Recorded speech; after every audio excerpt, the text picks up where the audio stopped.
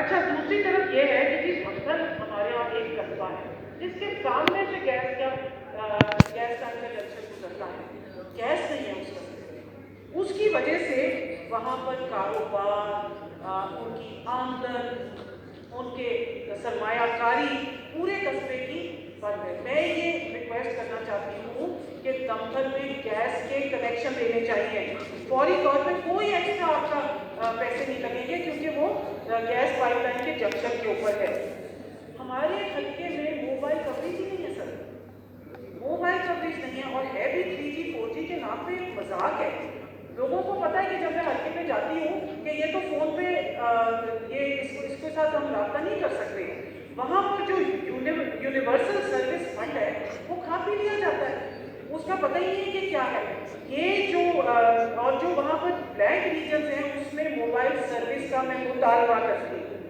اور تیسری چیز یہ ہے جناب، اور میں یہاں پر موبائل سے بات یہ کرنا چاہوں گی، جو آن لائن کلاسز ہو رہی تھی، ہمارے اسٹوڈنٹس 80% پانٹیاں میرے علاقے میں، ہمارے اسٹوڈنٹس نے کتنا انہوں نے لوز کیا کیونکہ وہاں پر کوریج نہیں تھی آن لائن۔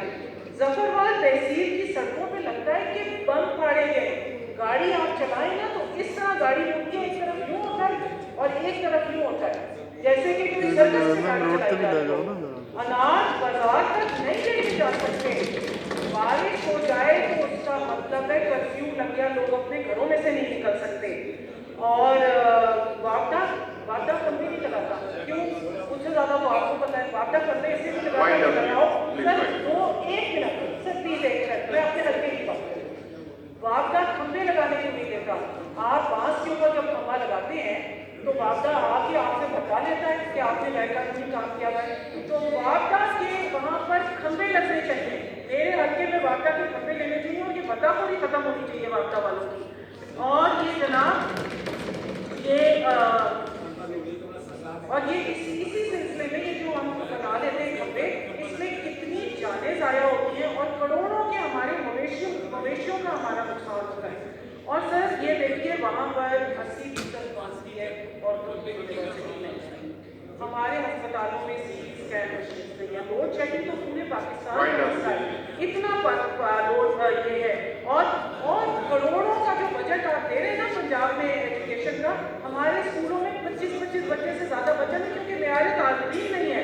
اور میں سر آپ کو یہ کہنا چاہوں گی، میں اس ارکان میں ان 9 عورتوں میں سے ہوں جو منتخب ہو کے آئے ہیں، اور میرا پورا حق بنتا ہے کہ آپ میرے حلقے میں یہ سہولیات فراہم کریں۔ آپ کو پتا ہے کہ جب خواتین یہاں پر الیکٹ ہو کے آتی ہیں تو وہ آپ کی روبوٹ کی کہانیاں نہیں سننے کے لیے آتی ہیں، وہ اپنے عوام کے مسئلے حل کرنے کے لیے آتی ہیں۔ جی محترم جناب ناصر خان چودھری صاحب۔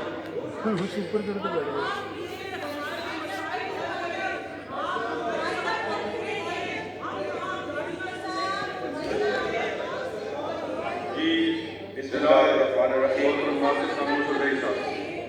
بسم اللہ الرحمن الرحیم۔ شکریہ جناب اسپیکر۔